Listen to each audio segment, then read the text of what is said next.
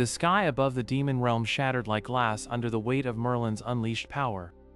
3 demon elders stared in horror at the pile of rubble that used to be their most sacred temple.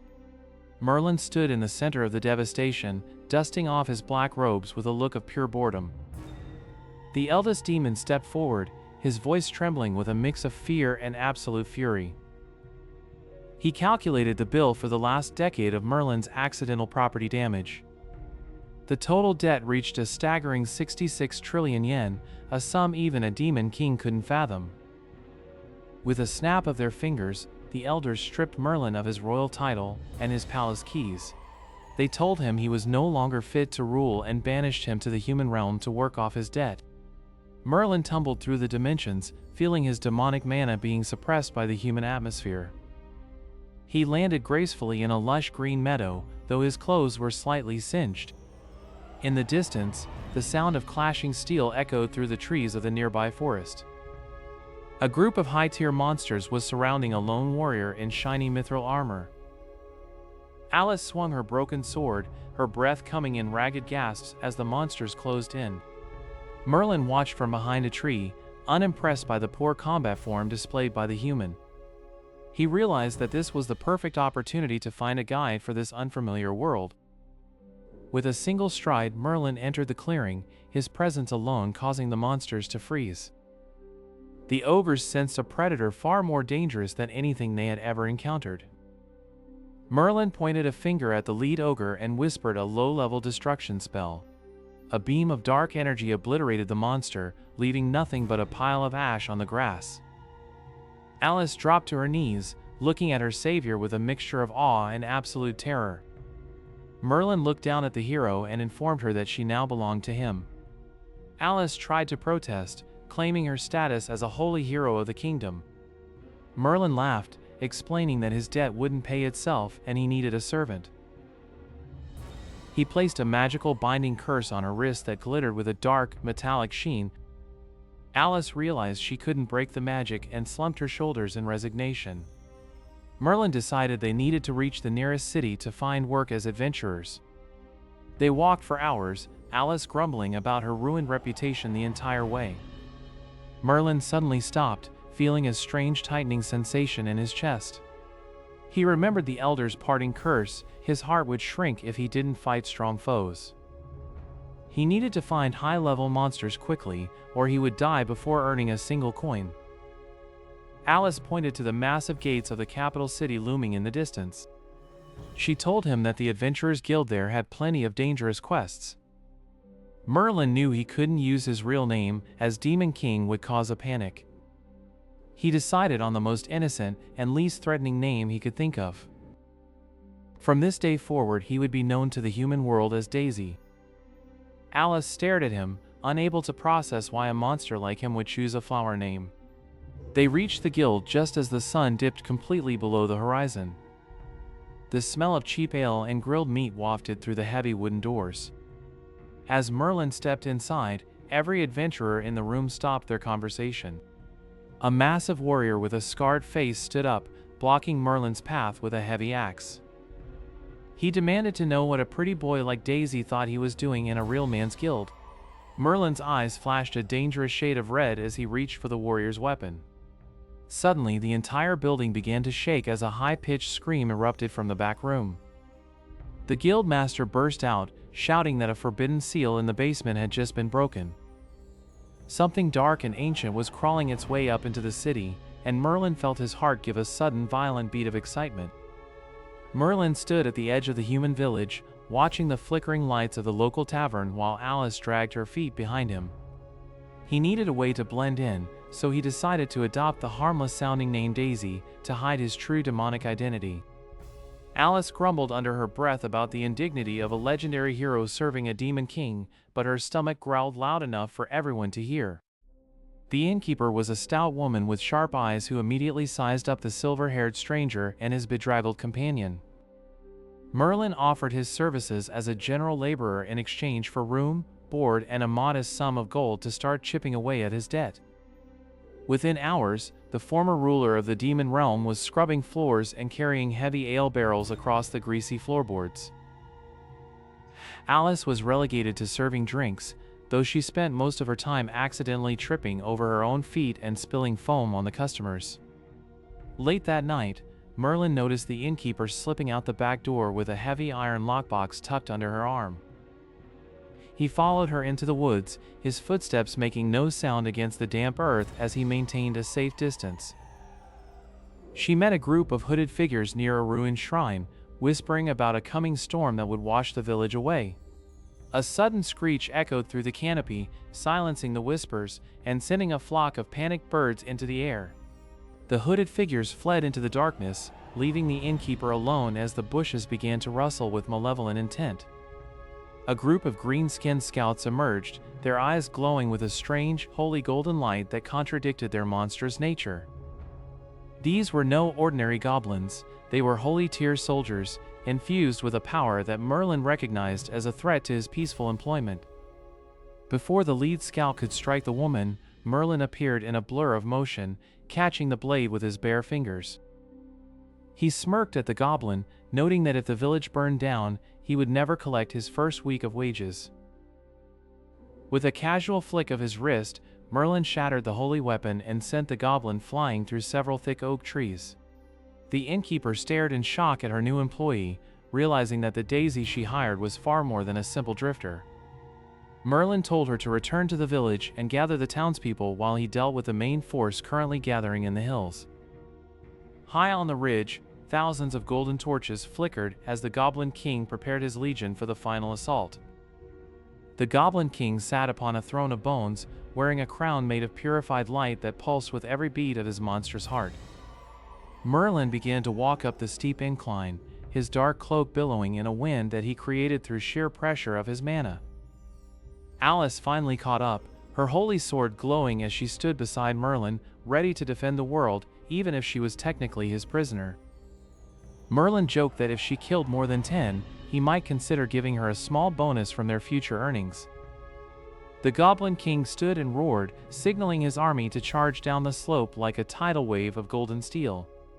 Merlin raised a single hand, and the air around him began to crackle with purple lightning that defied the laws of the human realm.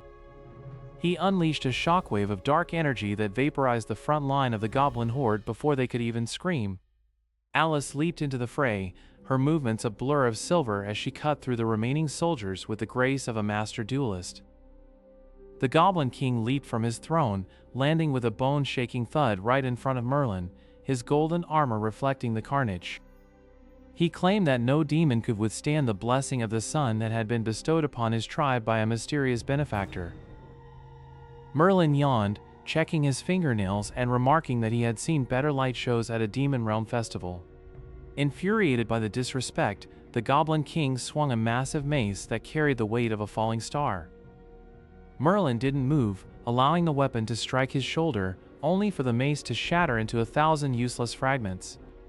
"Is that all?" Merlin whispered, his eyes turning a deep, terrifying crimson that drained the color from the surrounding air.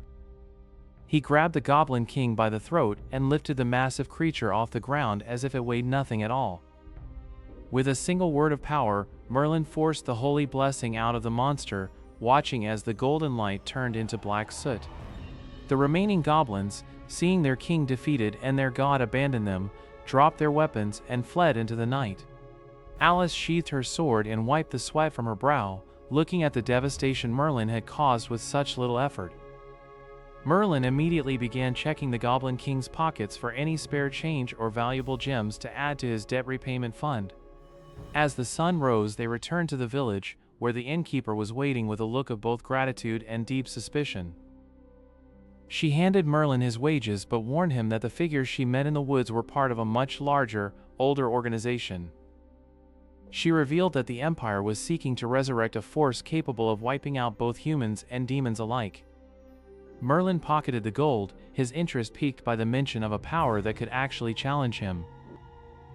Far to the north, a massive frost dragon stirred within a tomb of ice, its eyes snapping open as a ritual reached its crescendo. Alice felt a sudden chill down her spine, a feeling she only got when the world was about to face a cataclysmic shift. Merlin looked at the horizon, realizing that his retirement as a debt-paying laborer was about to get much more complicated. A dark messenger pigeon landed on his shoulder, carrying a scroll sealed with the crest of the fallen empire. The letter wasn't a threat, but an invitation to witness the birth of a new era, signed by a name Merlin hadn't heard in centuries. Suddenly, the ground beneath the village began to tremble, as if the earth itself was screaming in terror. A giant frozen claw erupted from the village square, and Merlin realized the war hadn't ended. It had just arrived at his doorstep. The massive frozen claw tore through the cobblestones of the village square with a deafening screech of rending earth. Merlin stood his ground as the villagers fled in a panicked frenzy toward the forest edge. Alice gripped her cracked mithril sword, her knuckles turning white as the temperature plummeted instantly. 3 hooded figures emerged from the rift beneath the claw, their eyes glowing with the pale light of the ancient empire. The Frost Holy Dragon let out a roar that shattered every window within 3 miles. Merlin realized these were the resurrected heroes of the Light Empire, brought back to serve as catalysts for the Hell Legion. Alice stepped forward, declaring that her duty as a hero would not allow such a desecration of the dead. Merlin sighed, reminding her that if they didn't win, he'd never be able to pay back his remaining 50 trillion yen. The lead hooded figure raised a staff, conjuring a circle of black flames that clashed with the dragon's frost. The ground began to liquefy into a portal of pure shadow as the summoning of the Hell Legion commenced.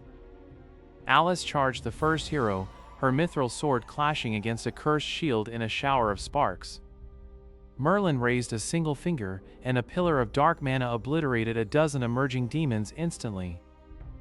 The frost dragon descended, snapping its jaws inches from Merlin's head as he dodged with supernatural speed.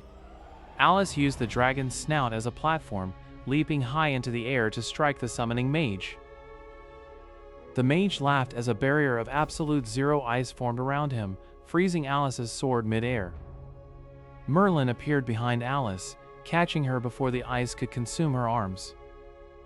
He told her to focus on the dragon while he handled the annoying remnants of the old empire. The dragon breathed a torrent of holy frost, turning the entire western district of the village into a graveyard of ice sculptures. Merlin's chest began to glow with a dark crimson light as his heart reacted to the power of the holy dragon. The curse was finally satisfied, feeling the overwhelming strength of a true holy tier opponent. He unleashed his true form's aura, a shadow so vast it blotted out the stars and silenced the dragon's roar. Alice found new strength in Merlin's shadow, her sword glowing with a pure light she had never accessed before. She charged the dragon, slicing through its icy scales as if they were wet paper. Merlin walked through the black flames of the mage, laughing at the insignificance of ancient imperial magic. With a simple snap of his fingers, the 3 ancient heroes crumbled into ash, their souls finally set free. The rift, however, continued to grow, the gateway to the Hell Legion opening wide enough for a mountain to pass through. Merlin looked at the gate and decided it was time to end his debt once and for all. Alice delivered a final devastating blow to the frost dragon's heart, causing the beast to shatter into millions of harmless snowflakes. She looked up and saw Merlin standing before the massive Hell Gate, looking tiny against the cosmic scale of the portal. Merlin gathered all his remaining mana, forming a blade of pure void energy that stretched across the horizon. He declared that the debt of the Demon King was paid, not in yen, but in the protection of the world that exiled him. He swung the void blade, and the Hell Gate imploded, dragging the entire legion back into the abyss. The shockwave cleared the clouds, revealing a sunrise that bathed the ruined village in warm golden light. Merlin floated down to the ground, his silver hair messy, and his clothes torn, but his heart beating steadily. Alice ran toward him, tripping over debris but eventually throwing her arms around him in a tight embrace. Merlin grumbled about his dry cleaning bill, but he didn't push her away. The innkeeper emerged from a cellar, holding a ledger and announcing that the village had decided to waive Merlin's debt for saving them. Merlin checked his magical bank balance and saw the number 66 trillion finally drop to 0. For the first time in centuries, the Demon King felt truly free to choose his own path. Together, the former Demon King and the hero walked toward the horizon, ready for a new life without debts or titles. The legend of Daisy the Adventurer would be told for generations, though few would ever know the truth of the silver-haired man. Merlin closed his eyes and enjoyed the simple warmth of the sun, knowing his journey was finally complete.